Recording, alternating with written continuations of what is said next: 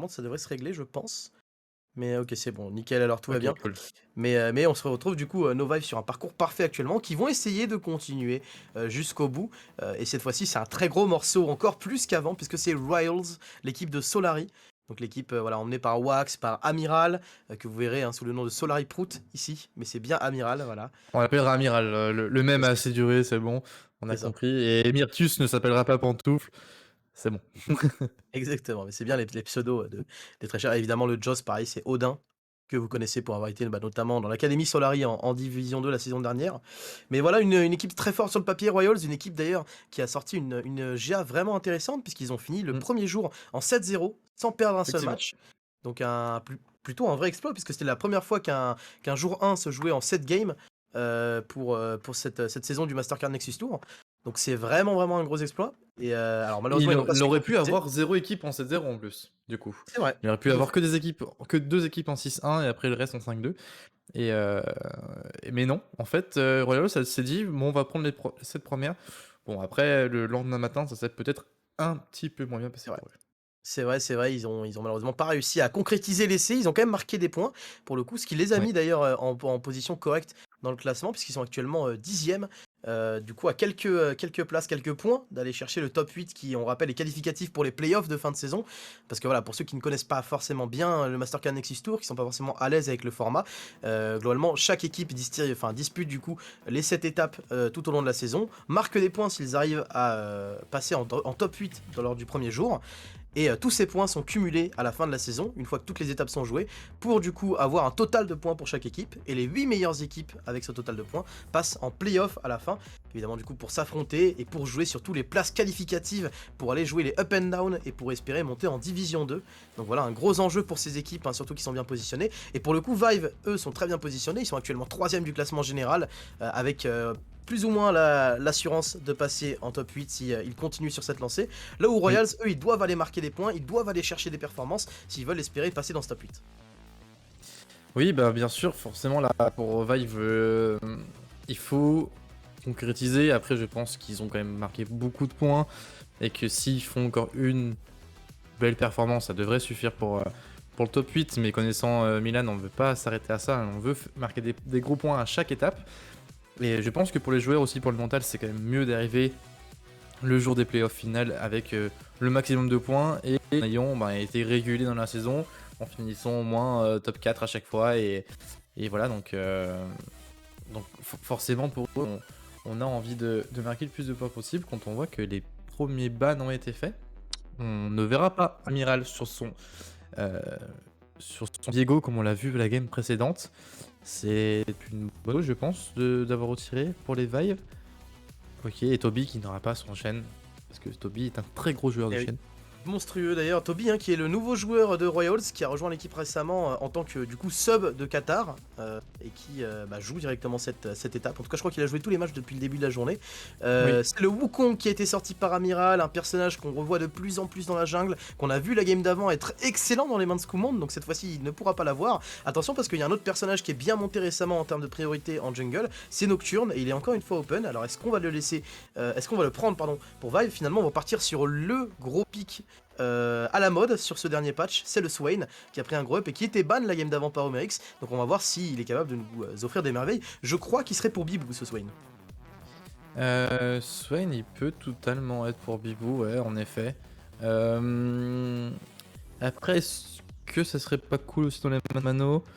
Je Sachant qu'en sais plus pas. on a le Lucian, donc on a peut-être envie d'aller jouer un Lucian Ami bot pour Bibou. Ils savent que voilà, c'est une botlane qui marche très bien ensemble, qui a moyen d'être très très forte. De leur côté, Moi, je oh la pense que c'est un flex. Diana qui est prise. Ce qui est intéressant en plus côté Vive, c'est que Hero est un top laner qui a un pool de champions qui est très exotique, qui est très atypique, hein. On l'a déjà vu sur des Harry top lane.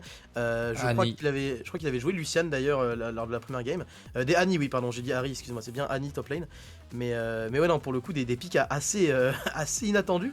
Et Dans les deux cas, c'est pas hyper attendu, quoi. Donc, ouais, c'est ça, c'est ça. Pour le coup, Et non, pour le coup, ça joue pas mal de choses côté hero, donc pourquoi pas un Swain top. A priori, il y a quand même un Lucian, donc ça pourrait être un Lucian top si on repart sur la même idée que lors des games précédentes. En face, on est parti sur une botlane qui est très forte actuellement, MF Nautilus, beaucoup de contrôle, beaucoup de burst potentiel, ça tape très fort, et en plus ça combote plutôt bien avec Wukong, hein. On a moyen de mettre un très bon setup pour le déluge de plomb de cette MF. Et ça peut bully assez bien aussi un Lucian, quelque chose, parce que Lucian a besoin d'être quand même assez proche de ses adversaires pour pouvoir les toucher, parce que tout simplement sa range n'est pas non plus immense, et ben, du coup Nautilus peut tout simplement mettre des petites auto-attaques qui peuvent calmer tranquillement un dash in par exemple, et on va retirer quand même le Lucian Nami, parce qu'on ne veut pas jouer contre, ce qui est plutôt normal.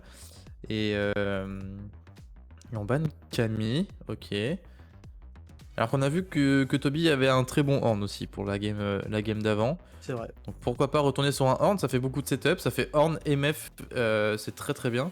Ça marcherait bien, ça ferait en plus un petit peu ce gage de scaling qu'on n'a pas naturellement avec un MF ou un Wukong. Ça apporterait ce petit bonus pour tenir un potentiel scaling si la game dure. Ouais, voilà, c'est une re-entry qui est classique. Je suis même étonné qu'on n'ait pas décidé de la ban, Vive. Je pense que côté Clampi et Aureus, on s'attendait à un horn, donc à mon avis, on va prendre un pick en réponse. À moins qu'on ait déjà ce Lucian, hein. C'est un pick qui marche quand même correctement face à ce horn potentiellement, donc on va voir. Là pour le coup la draft de Vive est très flexible. Il va falloir attendre de voir justement ce 4ème et ce 5ème pick pour décider un petit peu de qui va où et de comment on joue cette draft. A priori la Diana devrait être jungle, mais même ça je suis pas sûr. Mano est tout à fait capable de jouer Diana mid a priori, même si c'est assez peu courant ces derniers temps. Ouais, j'y crois pas la dynamite en vrai. J'y crois pas vraiment la dynamite, je pense que Skimond la joue tellement bien, ce serait dommage de pas la jouer avec Skimond. Ok, donc ça sera certainement Lucian dans les mains de Bibou, parce que je vois mal un Swain Braum, ça m'étonnerait. D'ailleurs on s'y attendait, hein. On s'y attendait côté Royals parce qu'on a décidé de retirer la Nami pour le combo Lucian Nami et le Garen, du coup sous-entendu que Hero n'avait pas encore pris son top laner. Oh, un Vlad peut-être pour Hero ici, ça donnerait beaucoup de dégâts AP, vraiment beaucoup dans la draft. Ou alors Vlad pour Mano et Hero se joue avec Swain. J'aime bien Yasuo, du coup finalement Yasuo pour profiter évidemment du combo de en vrai, Yasuo. ce qui monte sur Diana et Manoblood sur Yasuo, ok. C'est bien. Et ok, du coup, ça sera un Swain top a priori. Ouais, ça peut donner des trucs ultra intéressants tout ça. Hein. Ce qui est intéressant, c'est que c'est encore flexible parce que le Lucian peut encore être top et le Swain bot pour le coup. Donc on n'a pas fini de flex encore dans cette draft. A priori, comme tu le disais, Lucian Braum est un combo qui est vraiment bon, donc ce serait étonnant de pas le voir ensemble. Mais qui sait, peut-être selon les match-ups, ça va être un Kassadin pour Odin. On en parlait, hein. On en parlait de rajouter du scaling dans cette draft. Kassadin est un monstre de scaling. C'est plutôt bon en plus contre une compo qui tourne autour d'une Diana pour Goin, parce que c'est assez facile pour le Kassadin de s'en sortir ou de trouver des flanks. J'aime bien, je suis d'accord avec toi, j'aime beaucoup le pick là-dedans. Ouais. Ok, je commence un peu à me dire, bon, Manoblood, ça serait bien le temps de swap, parce que, voilà, Bromyasio, c'est pas ce que je préférais voir, et surtout, bah, en niveau mid-jungle, Lucian Diana, pourquoi pas. Après, c'était pas incroyable, mais là, ok. Donc on va voir le Joss face à Yasuo. Pourquoi pas un Kassadin qui peut très facilement passer à travers le wall de Yasuo. Il faut quand même faire attention pour lui en early parce que ça va être difficile pour lui d'aller chercher cette early lane, de ne pas tomber trop derrière, surtout que c'est un combo qui même avant le niveau 6 marche quand même plutôt bien, Skumond et Mano avec leur Diana et leur Yasuo, parce que c'est un combo qui a beaucoup de dégâts, qui est très agressif, qui a pas mal de mobilité également et surtout de bons gap close sur leurs adversaires. Donc même avant le niveau 6 ça pourrait être un peu compliqué pour ce Kassadin d'Odin. Faut voir maintenant si il arrive à encaisser cette pression qu'il risque de prendre et à temporiser suffisamment longtemps pour offrir justement le scaling que son équipe attend. Parce que franchement avec Ornn et Kassadin, dès qu'on va arriver un peu tard, surtout qu'en face c'est une Diana qui perd un petit peu de vitesse dans le late, un Lucian qui perd un petit peu de vitesse en late, ça peut tomber en faveur des Royals si on arrive à bien temporiser. Maintenant il faut vraiment bien encaisser leur lit mid de Vive qui peut être explosif. C'est vrai que leur limite de Vive, je pense qu'il va falloir un peu serrer les fesses du côté des Royals. Après, on a l'habitude de voir Odin sur des hyper scaling champs. On sait qu'il adore jouer Kayle. On sait qu'il adore aussi jouer Kassadin. Donc ouais, pourquoi pas. Je pense que l'AMF va avoir un peu de mal en mid-game. Après, MF en late, ça peut toujours mettre des dégâts monstrueux grâce à sa pluie de balles. Donc à voir. Le seul truc qui est un peu chiant pour elle, c'est quand même qu'il y a le wall de Yasuo qui peut totalement annuler en fait un ultimate de Wax. Donc il va falloir bien gérer les timings au niveau des deux équipes. Ouais, Et on peut être sensible entre ouais. l'appel du dieu de la forge et, comme tu dis, le déluge de plomb. On pourrait être sensible à ces walls de Yasuo. Je suis très hypé Et en vrai par cette game, ouais, je dois dire. je pense que la draft des Vive est très très belle. Et même le wall de Braum qui veut tout simplement bah, Ouais. annuler un ulti Ah, de Horn. le Horn, il est pas Et content. ouais, donc là, Horn et MF dans deux walls comme ça, bon, on est plutôt content pour Vive quoi. Ouais, non, bon courage, clairement. Bon courage pour Toby 4, Toby 4 pour se montrer dans cette game parce qu'il a vraiment pas la game la plus simple. Entre toute la mobilité que les carry ont et, comme tu le dis, tous ces moyens de pile cette ultimate, cet appel du dieu de la forge. Et je me fais un peu du souci pour ce Horn. Après, on n'a pas forcément besoin d'un très gros play de Horn dans un fight pour l'engager, parce que Wukong marche très bien, Nautilus également, et globalement dès qu'on arrive à avoir un petit peu de setup, la MF et le Kassadin peuvent s'en donner à cœur joie dès qu'on arrive au deuxième, au troisième item de ces carries. Maintenant, il faut réussir à turtle l'early game suffisamment longtemps, et on a vu que Vive, la game d'avant, ils ont réussi à snowball parfaitement sur leur avantage early. Alors c'était peut-être un petit peu plus faible au MX que Royals, en tout cas aujourd'hui, mais c'est pas pour autant que ça sera si facile que ça à tenir face à des Vive qui clairement aujourd'hui sont explosifs. Non, carrément, là, les Vive qui s'ils font la même game, celle d'avant, avec une fin d'early game super explosive, ça peut que marcher contre cette composition-là des Royals, du moins avec les picks qu'ils ont. Donc ouais, je pense qu'on verra une très belle partie. Il y a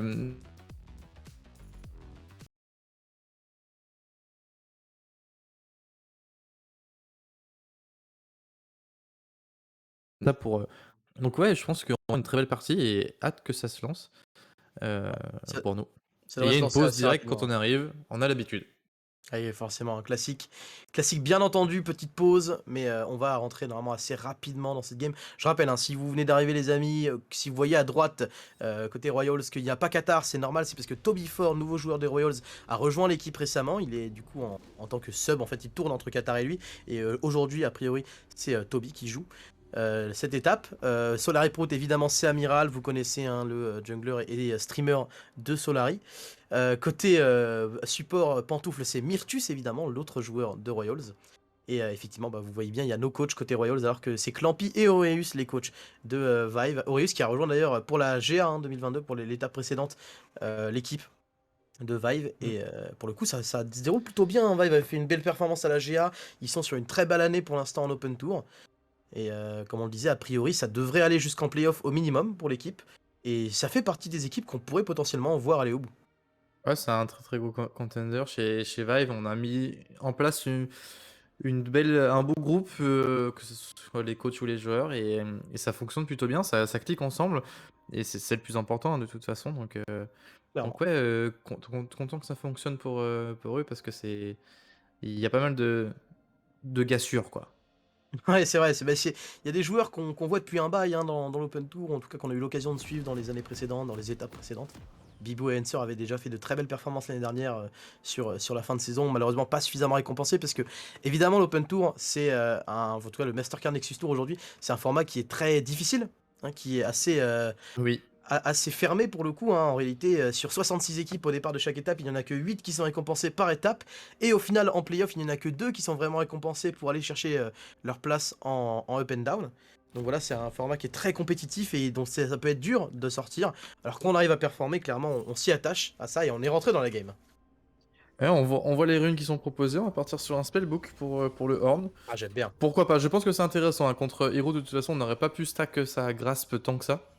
Clairement. Donc, donc ouais, je pense que c'est intelligent de la part de Toby Ford.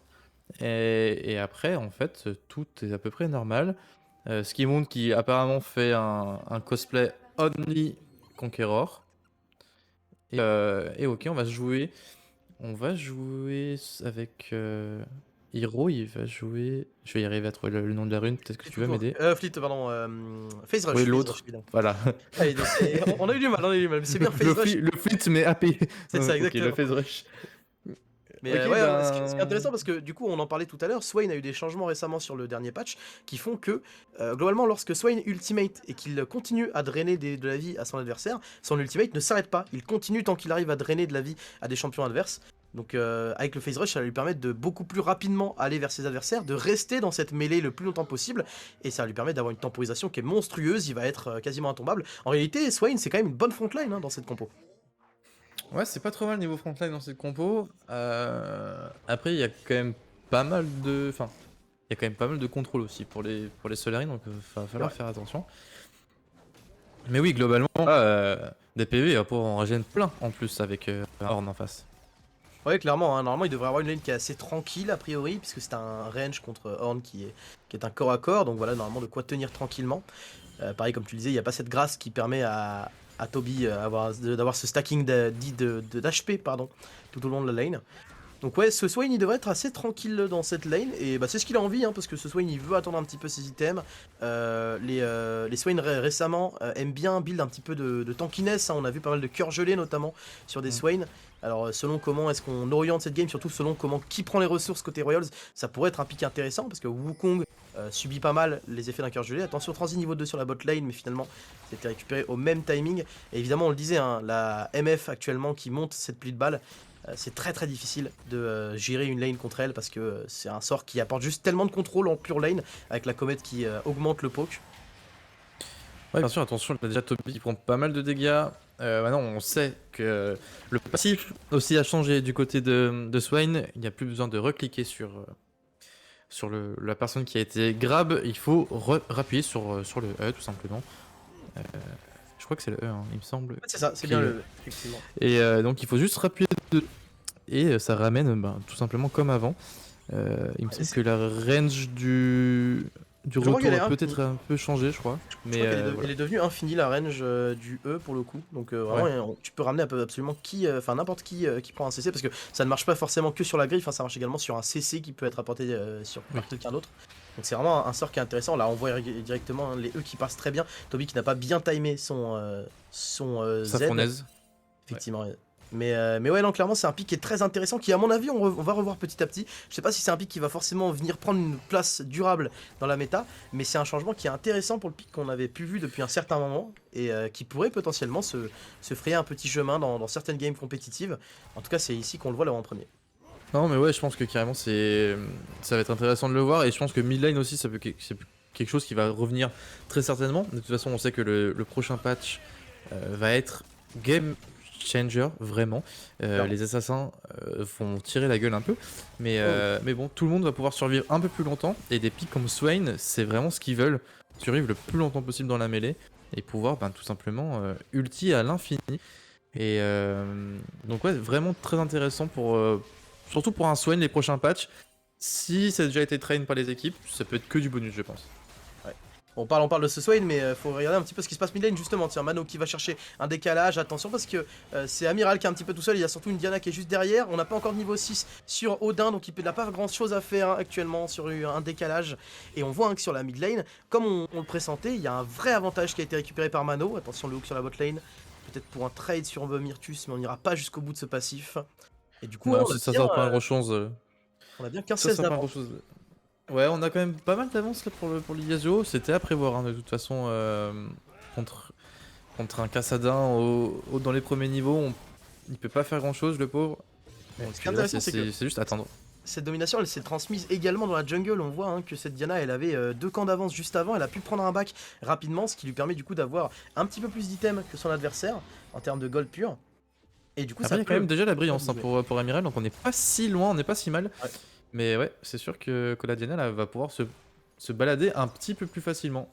Ouais, surtout qu'il y a le premier Drake qui a spawn potentiellement. Faut voir un petit peu comment on arrive à maîtriser cette bot lane. Je pense que les deux bot laners approchent du moment où ils ont envie d'aller prendre un back. D'un côté pour récupérer la dague dentelée, de l'autre pour récupérer le carquois zénithien.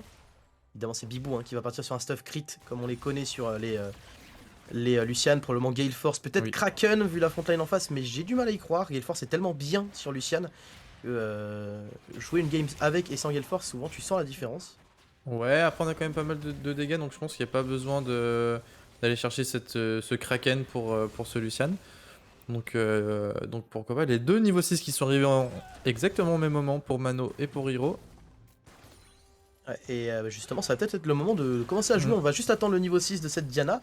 Et normalement, on va lancer les hostilités. Vive, de toute façon, est au courant que c'est à eux de créer du jeu. Ils le font déjà, hein, avec l'avantage qu'ils ont pris. On voit, il y a quasiment 700 gold d'avance, alors qu'il n'y a même pas encore eu de premières actions de kill réalisées. Notamment grâce à l'avantage qu'on a pris de jungle et mid. Mais si on arrive maintenant à décanter tout ça, à prendre le first blood, à prendre une première agression, ça pourrait les mettre très très bien dans cette game. Ah, ça pourrait vraiment les mettre très bien, et on va juste attendre le 6 de ce qui monte pour vraiment jouer safe.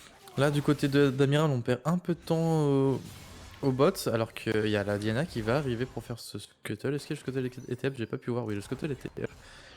Du coup, on va tout simplement vouloir aller jouer ce dragon, et on peut pas contester du côté des Royals. En effet, hein, ça semble compliqué là pour les Royals d'aller jouer cet objectif. On voit d'ailleurs le décalage directement. Hanser qui fonce, on n'a pas encore le niveau 6, mais on n'en est pas loin. L'Exos qui a été parti directement, et l'arrivée de Scoumonde, c'est parfait, même pas besoin de claquer d'ultimate pour le jungler des Vive. First Blood en faveur de cette Diana qui a déjà une avance colossale sur ce Wukong. Ça passe très très bien cette early game pour Vive. Ouais, cette early game est très propre. En plus, on vient de récupérer le V6 sur ce qui monte.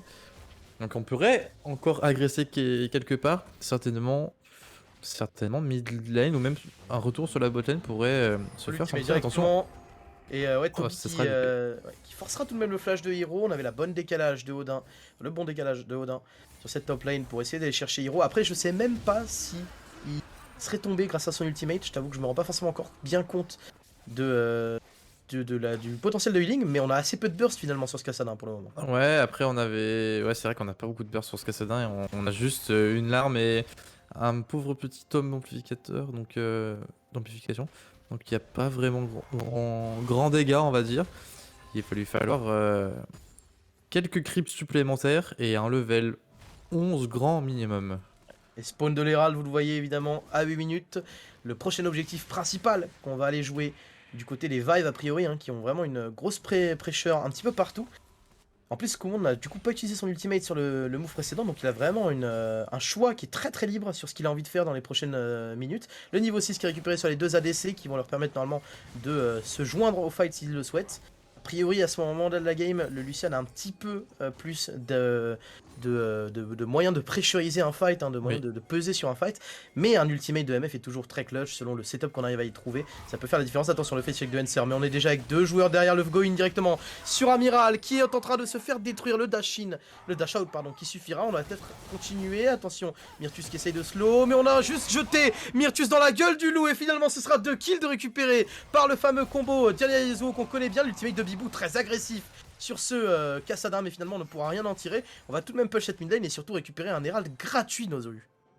Ouais, là c'est vraiment gratos ce qu'on vient de leur faire, ce qu'on vient de leur donner plutôt aux Vive. Les Royals qui doivent attendre un peu plus, parce que c'est franchement pas le moment pour eux de... Bah tout simplement de jouer au jeu. Il faut qu'ils attendent grand minimum le level 11 sur ce Kassadin, comme on l'a déjà dit, même si c'est le level 16 qui sera forcément plébiscité. Et oui, on doit aussi attendre qu'Amiral puisse avoir quelques dégâts, et je pense qu'on veut pas se fight dans sa jungle, on veut juste attendre les fights en late. Bah, je pense bien que là, les Royals, de toute façon, ils sont au courant hein, que actuellement la game elle va être compliquée à jouer si on cherche les fights. Le problème, c'est que bah, ouais, on est en train juste d'être sous la jambe de Scoumonde, sous le pied de Scoumonde, qui est en train de contrôler totalement cette game. Attention, ici peut-être le go directement de Amiral. Tiens, il va essayer de me faire mentir tout de suite. Et le kill récupéré justement par Amiral. Très bon catch, très bien senti ici grâce à la ward qu'on avait posée préalablement. C'est Amiral qui se rattrape bien ici. Vraiment très smart là ce qui a été fait par les Royals. Bah, en fait c'est ça, il fallait trap pour avoir la chance soit de pick up Mano. Je pense qu'on aurait préféré avoir Skimond à ce moment-là. C'est déjà pas mal. Ouais, clairement, ça fait du bien parce que ça offre également du temps à ce Kassadin qui a pu justement rattraper son retard de CS entre ce move là et le move précédent qui avait pris un petit peu de temps à Mano dans la jungle adverse. Donc c'est pas mal, parce qu'on rappelle, hein, ce Kassadin évidemment... Oh attention directement l'ultimate sous la tour, Wax qui prend beaucoup de dégâts, Wax qui va finir par tomber, c'est parfaitement géré de la part de probablement la meilleure botlane de l'Open Tour. Attention parce que Skumond qui est en train de trade, qui a beaucoup de dégâts, mais il est très low. Il va de Odin, Odin qui a mis d'énormes dégâts. Attention à Bibou qui devrait tomber sous les coups de Odin, qui va se mettre très bien. Il va reprendre 2 kills. Doublé sur le Kassadin, c'est vraiment pas ce qu'on veut non plus du côté des Vive. Et ça, on s'en sort pas si mal, mais Kassadin, si on l'active comme ça avec à coup de doublé, il va pas se faire prier, Odin. Ouais, c'est peut-être l'action du match, mon cher Nozuru ici, puisqu'on a donné 2 kills à un Kassadin qu'on a remis très bien. On a, reculé le retard qu'on avait côté Royals par rapport aux Vive ici. Ça va leur faire beaucoup de bien, hein. Finalement. Ça pourrait être difficile juste à cause de cette action où on a donné beaucoup de gold à ce Kassadin, parce que c'était vraiment pas censé être le cas. On voit Hero qui est toujours très à l'aise hein, sur sa top lane, mais même si l'avantage est toujours en grande faveur de Skumond en termes de gold dans la jungle, bah finalement Odin est repassé devant Mano sur la mid lane. Ouais, finalement Odin qui se met plutôt très bien. En plus on a son Everfrost qui vient de pop. Donc voilà, plus que 160 stacks de tir. Et on pourra commencer à jouer à peu près au jeu du côté de Odin. Il est bien, hein, il est bien dans la game, vraiment ouais. Odin, il est dans un super spot. Attention, Enser qui est un petit peu trop loin, est-ce que c'est pas la mort tout de suite? Il y a quand même un dash out, l'ultimate qui a été bien pressurisé, mais il y a surtout Amiral juste derrière qui arrive sur ce Braum et qui va tout simplement récupérer le kill. L'arrivée d'Odin aussi derrière. Est-ce que Skumond a suffisamment de dégâts? Est-ce que Skumond a suffisamment de dégâts? Peut-être ici, mais beaucoup de dégâts à Odin, mais on arrive à s'en sortir. Odin qui réussit à survivre ici. Attention parce que Amiral est très low. Amiral va tomber sous la coup de Hero qui avait trouvé la TP. On a un ultimate qui a été claqué, on a un flash. Peut-être qu'on a envie de craquer sur Myrtus, mais qui a du coup réussi à trouver le dash out. On n'a pas de flash pour Myrtus. Il va tomber sous les coups de Hero et de Skumond. Hero qui se met très bien avec sa TP. Un petit peu tard, mais finalement elle arrive à bien égaliser le move. Ouais, on arrive à plutôt bien égaliser le move. Voilà. Après, ce qui comptait vraiment dans ce move, c'était vraiment pas de laisser ce shutdown qui était sur Odin. Et on se sort plutôt pas mal. Tobyfort qui va pouvoir tout simplement choper peut-être une plate, voire 2, se remettre assez bien au niveau des creeps. Donc c'est un horn, on sait que lui, de toute façon, il va s'activer au level 14, donc il va pouvoir augmenter le premier item du Joss. Et l'Herald du coup, hein, qui est positionné sur la mid lane, qui va prendre tranquillement cette T1 mid. Ce sera pas l'Herald le plus fort, le plus rentable, hein, parce qu'il a seulement pris que 2 plates qui auraient pu tomber plus tard, mais ça reste un Herald qu'on aime beaucoup mettre sur la mid lane, parce que prendre cette T1 mid, ça va offrir toute la liberté à Skumond et à Mano de se déplacer où ils le souhaitent dans la jungle adverse. Et pour le coup, quand t'as un Diana et une Diana et un Yasuo qui se baladent où ils veulent dans ta jungle, t'as très souvent peur de ce qui peut se passer. Ouais, on a très souvent peur de ce qui peut se passer. Heureusement que l'Herald avait été pris avant tous ces petits cadeaux, on peut dire, de la part de Vive au Joss. Et ouais, c'est vrai que là, le Kassadin, ça serait bien qu'il soit tout seul sur une lane pour pouvoir choper le plus vite possible ses levels. Parce que c'est vraiment ça qu'on veut quand on est Kassadin. Avoir le plus tôt possible, son level 16, au moins son level 16. Et voilà, parce que c'est à ce moment-là qu'on s'active quand on est Kassadin, quand on peut spammer ses ultimates. Ouais, bah clairement, hein, là c'est vraiment la grosse menace côté Royals. Et le pic qui peut tourner la game en faveur de l'équipe Solari. Et je t'avoue que je suis pas serein hein, quand je vois un Kassadin 3-0 à seulement 14 minutes à ce timing là. Attention ici, très bon angle de la part de Myrtus qui a temporisé le dash out de Enser qui prend tellement de dégâts. Et Bibou derrière, Bibou également qui va tomber sous l'arrivée de Odin. Quoique oui, la pluie de balles de Wax permettra de récupérer le kill. On joue très bien au niveau de Myrtus et de Odin. Attention par contre justement, tiens, au moment où je parle de Myrtus, il s'est fait absolument découper par Skumond et par Hero. On enchaîne peut-être Toby ici l'arrivée peut-être d'Amiral qui est excellent, qui met beaucoup de contrôle, l'arrivée tout de même de Mano pour essayer d'égaliser le move. Finalement ça tourne en faveur des Vive et on continue pour Skumond qui a tellement de dégâts sur Wax qui va tomber, triple kill en faveur du jungler des Vive qui est en pure masterclass dans cette game avec sa Diana. Ouais, franchement super game de la part de Skumond. Après je pense qu'on aurait pu y aller hein, de côté d'Odin. On a été un peu trop safe à un moment donné. Je pense aussi, ouais. Là, c'est peut-être le timing où voilà, on dash out au bon moment, là, on met beaucoup de dégâts. On n'arrive pas à prendre tout de suite Bibou, mais du coup, ça force Wax à flash et plus de balles pour récupérer ce kill, on l'a vu. Et derrière, bah, Hero, il sent bien le move, il trouve une magnifique griffe sur Pantoufle. Toby, comme tu l'as dit, qui met un très bon ultimate pour temporiser, mais surtout, on a juste déjà trop de régène pour Hero, hein, il tank tellement dans ce fight. Et il arrive à trouver le bon flash out, derrière on met les contrôles suffisants. Effectivement comme tu dis, Odin aurait peut-être pu y aller à ce moment là, il a pas osé, il était peut-être un petit peu trop en recul, et derrière il peut juste voir le reste de son équipe tomber. Alors on n'a Ouais. pas perdu le shutdown de ce Kassadin, attention, directement Pantoufle, pardon, Myrtus qui essaye d'aller chercher Enser. Ça sera finalement pas fait. Je pense que là, de toute façon, de la part des Royals, il faut tout simplement attendre encore un petit peu. Bon, c'est facile à dire comme ça quand on casse, mais c'est la réalité. Hein. De toute façon, je pense que Odin, il doit être en train de temporiser toute son équipe en disant les gars, je suis en 4-0, laissez-moi 5 niveaux et c'est ok. Je pense que tout le monde doit se recroqueviller à sa T2 et attendre au maximum que tout simplement ce Kassadin puisse farm. Ce qui est important, c'est qu'il puisse solo farm sans vraiment trop se faire embêter. Et il a safe grâce à ses ultimates. Donc voilà, il faut bien gérer ça de la part de Odin. Et c'est une très très belle preuve de sortie dans le late game. Hein. Clairement, et là il a chopé son niveau 11, donc il est beaucoup plus safe au niveau de ses ultimates maintenant, il est bien plus mobile, hein, surtout sur la map.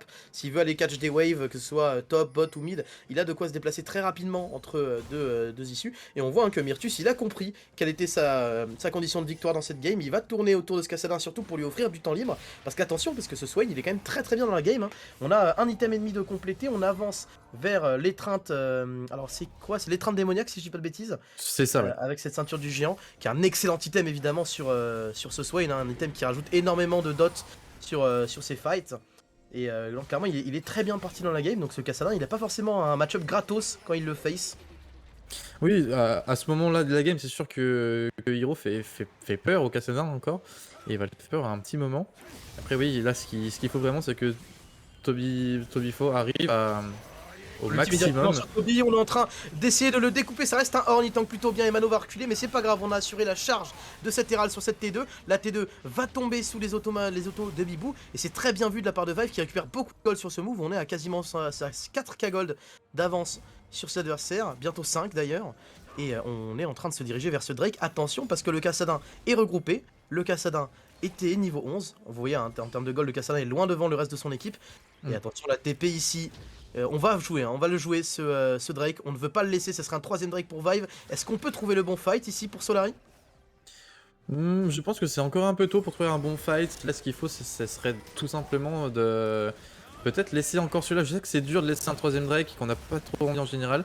Après, si c'est comme ça, là, ce qui montre qu'il va pouvoir y arriver très facilement. Il a mis son Q, son s'est récupéré par Amiral. Attention, Hiro qui lance le fight directement, le go-in de Myrtus, il met beaucoup de contrôle, l'arrivée ici, Skumond qui temporise très très bien, le go-in d'Amiral qui finalement n'aura rien fait dans la mêlée, tandis que Hiro a fait un travail monstrueux dans la backline. Attention puisque Odin essaye de s'en sortir, il a encore un dash qui va revenir assez vite, par contre Toby lui ne pourra rien faire face au reste des Vive. On a laissé le Drake aux adversaires, mais on a pris un fight absolument parfait pour les Vive, 4 morts face à aucune du côté de l'équipe de Clampi et d'Oreus, et du coup on va pouvoir avancer sur les tours. On revoit hein, ce fight, ça a été bien géré au départ par les Royals, mais quelle temporisation du go-in d'Amiral. Ouais, effectivement, là on voit qu'Amiral lui il a qu'une seule envie, c'est de prendre ce dragon. Donc, il arrive à le prendre à l'auto-attaque d'ailleurs. On voit que c'était un peu loupé de son côté. Alors, on a essayé d'y retourner, mais là en fait il fallait juste fuir pour les Solari. Ouais. C'était vraiment leur seule chance de s'en sortir dans ce fight. Je pense qu'il y a un problème de com hein, dans ce fight parce qu'Amiral il fonce au moment où Hero est en train de zoner toute la backline. Et le problème c'est que quand un Swain est en train de tabasser ta backline, tu peux rien faire pour la backline. T'es obligé de le taper pendant 10 secondes, attendre qu'il tombe parce qu'il est en train de régène sur toi. En plus il a un Zonia, hein, Hero, enfin il a une stopwatch il me semble. Donc c'est très très difficile à tomber actuellement.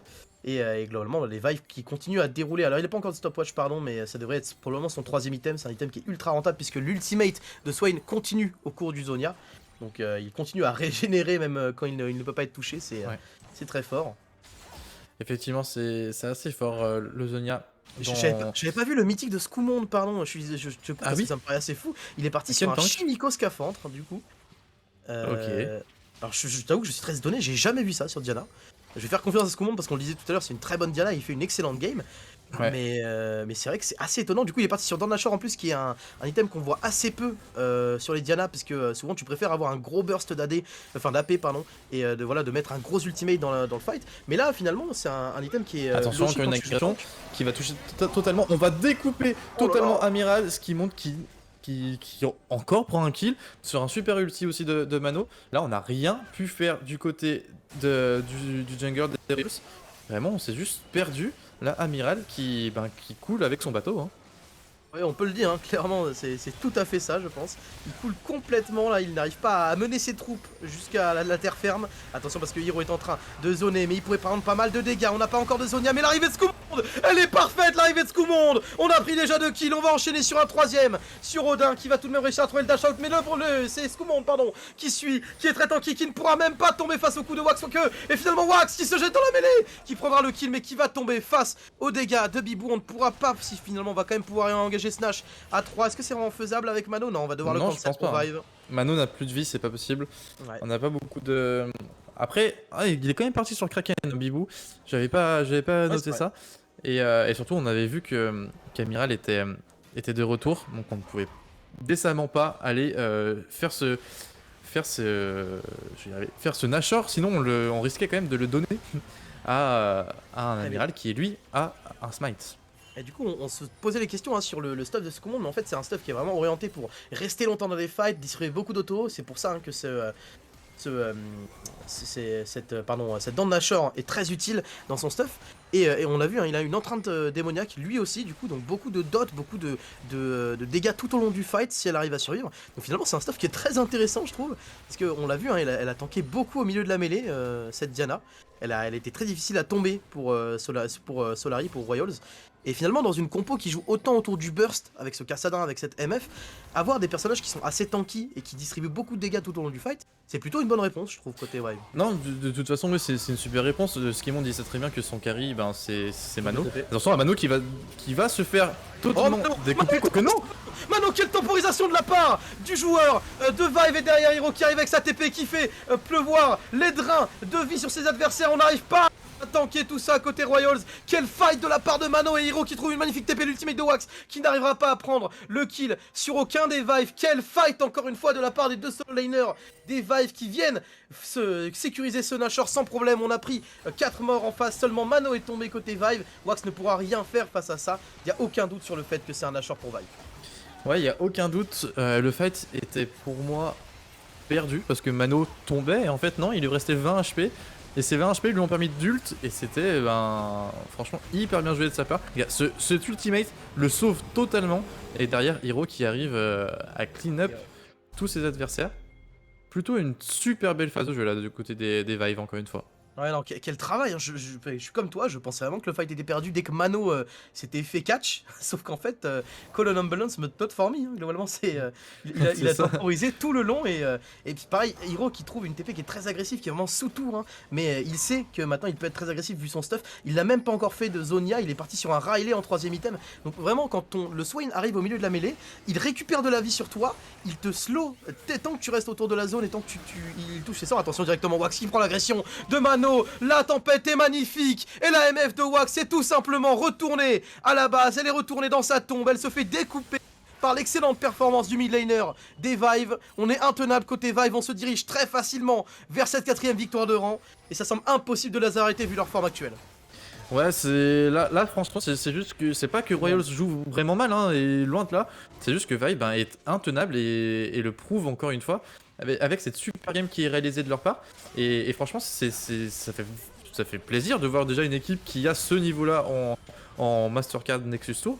J'ai failli dire Open Tour, mais ouais, franchement c'est très très beau et on voit que Man of Blood il rend l'appareil du Yasuo à Reus sur la game d'avant et apparemment le meilleur Yasuo, il est du côté de Mano. Hein. Bah il faut croire, hein. En tout cas Mano il prouve que en jouant contre et en jouant avec, il arrive à faire de très belles performances. Mais c'est pas le seul, hein, dans l'équipe, on le disait, un Hiro et il est excellent sur son Swain depuis le début de la partie. Scoomonde est... Honnêtement, Scoomonde, il fait une partie qui est juste parfaite de A à Z, j'ai l'impression. Il n'a pas fait d'erreur à chaque fois. À chaque fois qu'il fait un move, ça amène du positif pour Vive. C'est vraiment une superbe partie sur sa Diana. Même avec ce stuff justement assez atypique, hein, il arrive à totalement l'adapter comme il faut. Attention ici le cancel qui est trouvé par Odin, mais la griffe qui va toucher. Est-ce que Odin peut s'en sortir? Il y a le passif qui tourne, l'exhaust. Odin qui a précipité sa propre mort ici en trouvant ce face check sur SR et sur Hiro. Effectivement, ça pourrait être la fin de la game dès maintenant, nos Uri. On n'a pas de TP malheureusement pour les Vive, mais regarde, ils peuvent rester Enser et Hiro, ils sont tellement tanky, ils mettent tellement de dégâts à leurs adversaires. C'est impossible pour Toby et pour Myrtus d'essayer de les tomber. On a Enser qui va L'arrivée de dasher Wax. directement sur Hiro. L'arrivée de Wax qui met quelques dégâts. Mais est-ce que Hiro prend vraiment ses dégâts? On n'a pas l'impression directement. Enser qui devrait être le premier à tomber. Finalement, est-ce qu'on peut temporiser pour Hiro? On est un petit peu au milieu de la mêlée. Le Zonia qui est plutôt bon. On a l'arrivée de la cavalerie de Vive qui arrive juste derrière. Wax qui va tomber finalement sous le going de Scoomonde. Hiro est vivant. Mais comment le Swain de Hiro arrive à survivre autant de temps dans les fights? C'est absolument incroyable. Ce Swain qui ne tombera pas de la game s'il est tombé une seule fois en early, mais ce sera la seule mort pour Hiro. Et c'est la fin de la game pour les Vive qui distribuent encore une fois une magnifique partie à leurs adversaires. Ouais, ça distribue des claques hein, du côté de chez Vive en ce moment Impressionnant. et les claques font plutôt mal apparemment. Ouais, super impressionnant. Avec un combo comme on avait dit, si c'était devant au début, fin du early, début du mid game, ben c'était tout simplement intenable. Hiro qui nous montre encore une fois qu'il peut vraiment jouer des pocket picks ultra puissants. On avait vu la puissance de Sani, là maintenant on connaît tous la puissance de son Swain. En plus Swain qui est de retour grâce à son changement, son up, ouais c'est plutôt un rework, un mini rework et qui up hein, apparemment et qui fait en sorte qu'il puisse tanker d'innombrables secondes. Ouais, bah, je sais pas si c'est un up, écoute, mais Hiro semble en tout cas être, être d'accord avec ça, hein, clairement. Il a roulé sur la partie. Lui, Oui. Scoomonde, Enser, hein, il y a encore une fois, hein, qui nous livre une super performance. C'est vraiment les Vive aujourd'hui, ils sont impressionnants. Et ça pourrait peut-être être le premier jour, on va pas les jinx évidemment, hein, mais ça pourrait être pour eux la première fois qu'ils arrivent à claquer un 6-0 en premier jour. Aujourd'hui, en tout cas, ils semblent être dans une forme qui peut leur permettre ça. Et c'est vraiment pas facile, on le sait, hein, pour le coup, d'aller finir un jour en 6-0, de ne pas perdre un match en 6 parties d'affilée. Mais vu la forme des Vive actuellement, je serais vraiment pas étonné que ce soit le bon jour pour eux. Ouais, ils peuvent le faire hein, totalement. Ils ont prouvé qu'ils étaient très réguliers. Et puis à chaque fois, c'est 25 minutes, 24 minutes. Donc on ne tremble pas hein, du côté des Vive. Ouais, c'est rapide, hein. On est tout simplement meilleur que ses adversaires. On est rapide et furieux pour le coup, hein, aujourd'hui, pour les Vive. Mm. C'est assez inarrêtable. On voit, bref, et voilà, qu'est-ce que tu veux que je te dise? Regarde ces dégâts de la part de ce Swain, c'est monstrueux. Et pour le coup, si on ajoute en plus les dégâts tankés, les dégâts soignés, enfin les Oui. points soignés, je pense que c'est tout simplement scandaleux. Et pareil, finalement, hein, Scoomonde qui est parti sur un stuff un peu hybride, mi-tank, mi-AP, qui arrive à faire 15 000 de dégâts, ce qui est assez monstrueux, c'est presque autant que la MF adverse. Donc non, globalement, c'est une excellente partie de la part des Vive. Encore une fois, une partie où on a très peu laissé de ressources aux adversaires, hein, une seule tour, un seul Drake. Et bah, encore une fois, en fait, ça fait deux équipes qui draftent des compos qui semblent s'activer autour du mid-late game. Et encore une fois, deux fois que les Vive ne leur laissent pas du tout l'opportunité d'atteindre ce moment-là. Et bah, c'est tout simplement comme ça que les Vive arrivent à rouler sur leurs adversaires pour le moment. On espère en tout cas pour eux que ça va continuer. Ouais, effectivement, on espère vraiment que ça va continuer dans ce sens-là. Et puis très content pour eux parce que ça a fonctionné déjà quasiment depuis le début. Il me semble que Vive. Donc peut-être que Vive ne passe pas le tweet au premier. Mais derrière, ça a tout simplement déroulé. Et ouais, même s'ils se sont fait peur quand même quelques fois en 4-2 ou 5-2 à la GA, et ben on voit que ça joue très très bien et que ouais, ça se met en place. Et ça sort des pics qui sont sortis quasiment nulle part. Je pense pas qu'on va revoir un Swain, à part si c'est Hero qui va jouer, quoi.